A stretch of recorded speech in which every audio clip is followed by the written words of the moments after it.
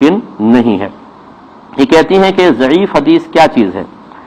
دیکھیں یہ اچھی طرح فرق یاد رکھیں کہ ضعیف اور موضوع یہ دو الگ الگ لفظ ہیں۔ موضوع کہتے ہیں جھوٹی حدیث کو، اور ضعیف حدیث وہ ہوتی ہے جس کے بیان کرنے والے کو راوی کہتے ہیں، جس کے بیان کرنے والوں میں تھوڑی بہت کمی ہو۔ مثال کے طور پہ حافظے کی کمی کسی کے بارے میں منقول ہے، یا مطلب ان کا تقوی کم تھا، یا خلاف مروت کام ان سے منقول ہے کہ کھڑے ہو گئے کہیں پیشاب کسی نے کیا، بازار میں قہقہے لگائے۔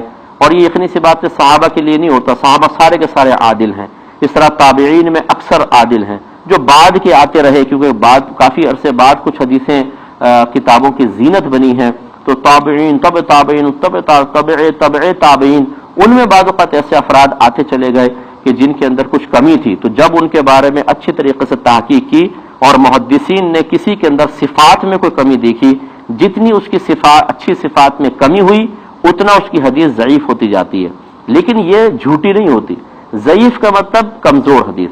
اچھا ضعیف کیوں بنائی؟ اس لیے کہ جب ہم کسی حدیث کا ضعف ظاہر کر دیتے ہیں تو اس سے حرام کے مسائل بیان نہیں ہو سکتے ہیں، اس سے حرام کسی چیز کو حرام ثابت نہیں کر سکتے ہیں، صرف فضیلت کے اندر اس کو استعمال کر سکتے ہیں۔ فضائل بیان کرنے ہیں تو ہم اس کو بیان کر لیں گے، یا دیگر چیزیں ہیں، کوئی قیامت کی خبر دے رہے ہیں اور کوئی مطلب غیبی خبر اس میں سرکار نے بیان فرمائی تو اس کو بیان کیا جائے گا، لیکن حرام حلال کے مسائل ضعیف حدیث سے نہیں نکلتے۔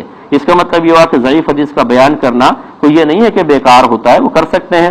اب آپ نے جیسے کہا کہ یہ حدیث ہے کہ اگر آپ نہ ہوتے تو کائنات کو نہ بناتے، جب ہم بیان کرتے ہیں لوگ کہتے ہیں ضعیف ہے، تو بھائی ضعیف ہے تو کیا ہوا؟ میں اس پہ اکثر یہ کہتا ہوں کہ اگر کوئی آپ فضیلت کی حدیث سنائیں، جیسے نبی کریم صلی اللہ علیہ وسلم نے فرمایا کہ تمام نبی اپنے قبور میں زندہ ہیں، اللہ تعالیٰ ان کو رزق عطا فرماتا ہے، اب کوئی اس کو بول دے یہ ضعیف ہے، تو آپ ان سے فوراً سوال کریں کہ اس حدیث کو ضعیف اللہ نے فرمایا یا اس کے رسول نے؟ وہ کہیں گے نہ اللہ نے نہ رسول نے، تو آپ کو کیسے پتہ چلا؟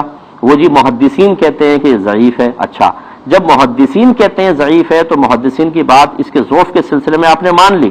اب انہی محدثین کا میں دوسرا قول آپ کو بتا دیتا ہوں، اور وہ یہ ہے کہ ضعیف حدیث فضائل کے باب میں معتبر ہوگی، یعنی جب اس میں کوئی فضیلت کا بیان ہوگا، کمال بیان ہو رہا ہوگا کسی کا بھی، چاہے سرکار کا یا صحابہ کا، وہ قبول کی جائے گی۔